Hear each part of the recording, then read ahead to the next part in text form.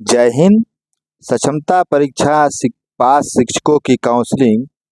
वैसे शिक्षक जिनकी काउंसलिंग किसी कारण से छूट गई है, वैसे शिक्षकों की काउंसलिंग फिर से होगी। जी हाँ, आज के पेपर में इसी प्रकार की सूचना प्राप्त हुई है कि वैसे सक्षमता परीक्षा पास शिक्षकों की काउंसलिंग फिर से होगी जिनकी छूट गई है। तो इस पर हम विस्तृत रूप से चर्चा करेंगे। उससे पहले आप सभी बंधुओं से एक छोटा सा आग्रह है, यदि आप हमारे चैनल पर नए हैं तो हमारे चैनल को सब्सक्राइब कीजिए और बेल आइकन दबाना ना भूलें। तो चलिए शुरू करते हैं, इस खबर की विस्तार रूप से चर्चा करते हैं। वाजिब कारण वालों की फिर से कराई जाएगी काउंसलिंग। अब तक 5% से कम शिक्षकों की काउंसलिंग ही छूट पाई है। राज्य में पहली सक्षमता परीक्षा पास जिन नियोजित शिक्षकों की काउंसलिंग छूट गई है, वाजिब कारण पाए जाने पर उनकी फिर से काउंसलिंग कराई जाएगी।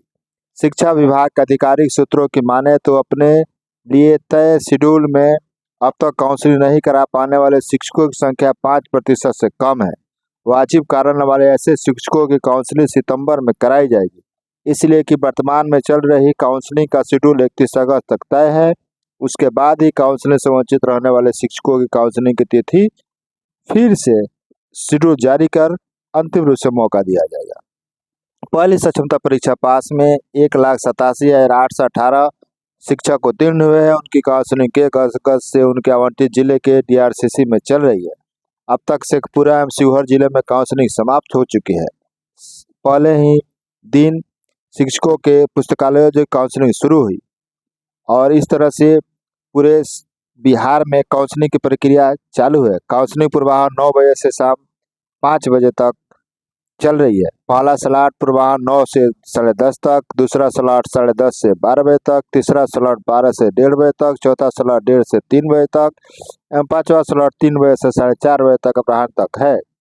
काउंसलिंग हेतु प्रत्येक स्लॉट के लिए चयनित अभ्यर्थियों को उनके पंजीकृत मोबाइल नंबर पर SMS के माध्यम से सूचना दी जा रही है। यह सूचना ई शिक्षा कोश पोर्टल पर प्रदर्शित की जा रही है। यदि आप इस शिक्षा कोश पोर्टल पर नहीं देखना जानते हैं तो हम इस शिक्षा कोश पोर्टल पर देखने की का लिंक मैं अपने वीडियो के डिस्क्रिप्शन में दे देता हूं। आप वहां पर जा करके वीडियो को देखकर अच्छी तरह से समझ करके इस शिक्षा पोर्टल पर अपना काउंसलिंग का जो शेड्यूल्ड है, तारीख है, आप आसानी से देख सकते हैं। और इसके अतिरिक्त तिथिवार स्लॉटवार निर्धारित अभ्यर्थियों की सूची शिक्षा विभाग के वेबसाइट पर भी उपलब्ध है। प्रत्येक तिथि की सूची काउंसलिंग केंद्रों पर चिपकाई जा रही है। केंद्र पर पहुंचने वाले अभ्यर्थी अपने मोबाइल में प्राप्त SMS से बिहार विद्यालय परीक्षा समिति द्वारा जारी सक्षमता परीक्षा का मूल प्रवेश पत्र उपस्थिति काउंटर पर दिखाकर अपनी ऑनलाइन उपस्थिति दर्ज करा रहे हैं। इसके लिए केंद्र के प्रवेश द्वार पर एक कंप्यूटर के साथ ऑपरेटर तैनात किए गए हैं।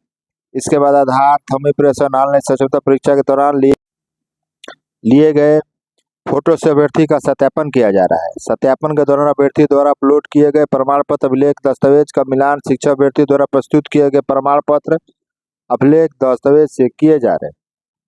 तो आप सभी तैयार रहिए। वाजिब करने वालों की फिर से कराई जाएगी काउंसलिंग और जिन शिक्षकों की काउंसलिंग छूट गई है तो उनकी फिर से काउंसलिंग कराई जाएगी। धन्यवाद।